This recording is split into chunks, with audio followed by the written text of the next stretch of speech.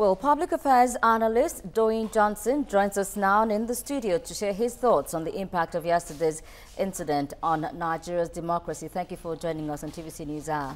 Aishala, good afternoon. Well, we've had reactions and counter-reactions, and the man in the eye of the storm, Omo Agege, we now know that he was not suspended after all.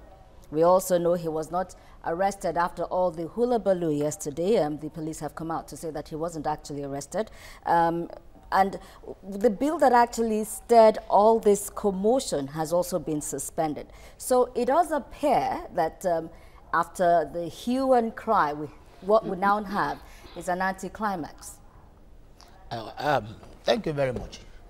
The major problem we have in this country, in our democratic setting and democratic system of government we are running today, is greed and self-centeredness. Some elements have ganged themselves up to make sure they jeopardize the betterment and better side of Nigerian democracy as at today. Now, so far, our democracy is almost 20 years. We still encountering these kind of things. Some elements out of 109 senator, 30 senator sat somewhere. They arrange themselves, they come into the chambers, pass a bill, working on a bill, motion, that the timetable of the electoral of INEC of election 2019 must be amended. 36 of them out of 109. How could 30 people just sit down somewhere and work on that? And they say the motion was moved and sent to the president. And the president refused to assign his own signatory on that. Because of that, yesterday was a coup. Omagege stand against that motion. He stood against that motion. So for him to have stood against that motion, he has a lot of various challenges that may not be known to many of Nigerians, but it's an inside talk. What happened yesterday, it was a revolution from the Niger Delta militant to come and fight for their man. Because they have granted a press conference before that time that Omagege is representing them, that he should not be suspended. They should listen to the voice of what he's agitating for. But the people in the National Assembly, well, because they have a coup, it's what I've noticed severally. I've told people several times. Whenever they plan coup, when they want to execute that coup, the Senate president will not be on seat. So it was all well planned. It was intentional. So but then, how much of a hand did Senator Omagege have in what happened yesterday?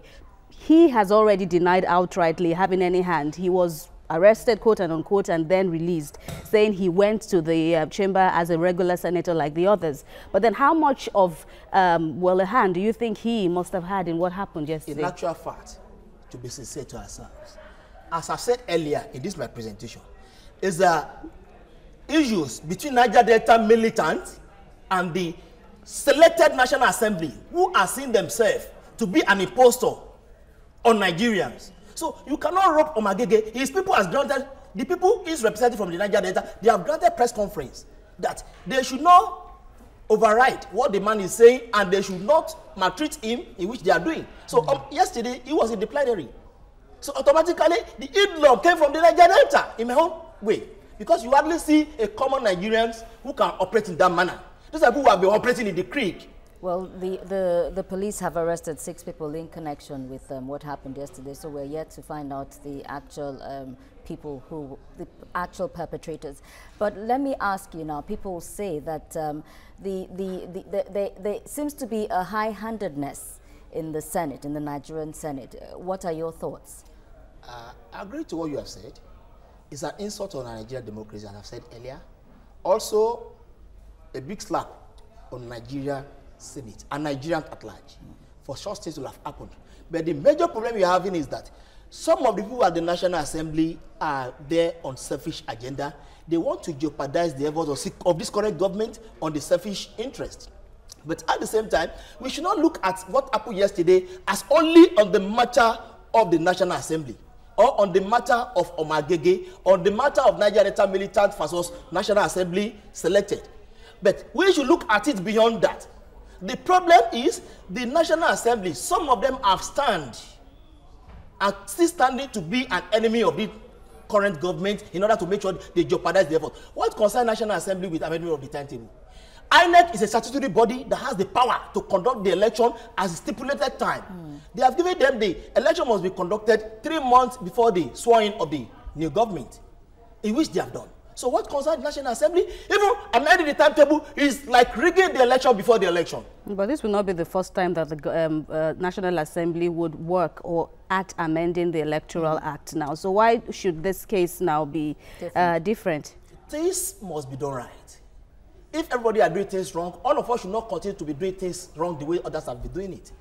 This snatching of maize is not the first time that has happened in the National Assembly. The way the Chuba Okagiwu time, it happens. Yeah. Now it's repeated itself. But what was the major reason that caused this? The primary problem now is electoral timetable amendment. For what and for what reasons? For whom and for what? So the timetable is strictly for the electoral body to do the amendment and draw the timetable the way they think it should be done. I've said this severally, that the timetable of the election, the Senate Committee on INEC can have a meeting with the electoral body before the release of the timetable. But National Assembly now coming to amend the timetable is a rigging the election before the election. What do you think will be the fate of Omo Agege? Omo Agege has no problem since he has not been found guilty.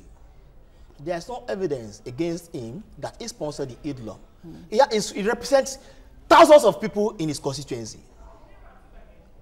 I have a Senate representing my own Central District. I have a President representing my own Central District. I have an Assembly representing my own Central District. If I feel that the man representing me and our people has been maltreated, I can mobilize people to work in his favor and to stand against injustice. So on that aspect, Omo Agege has no case to answer on this matter. Right. The National Assembly, who are planning coup to rig Nigerians, should work more better to put things in order.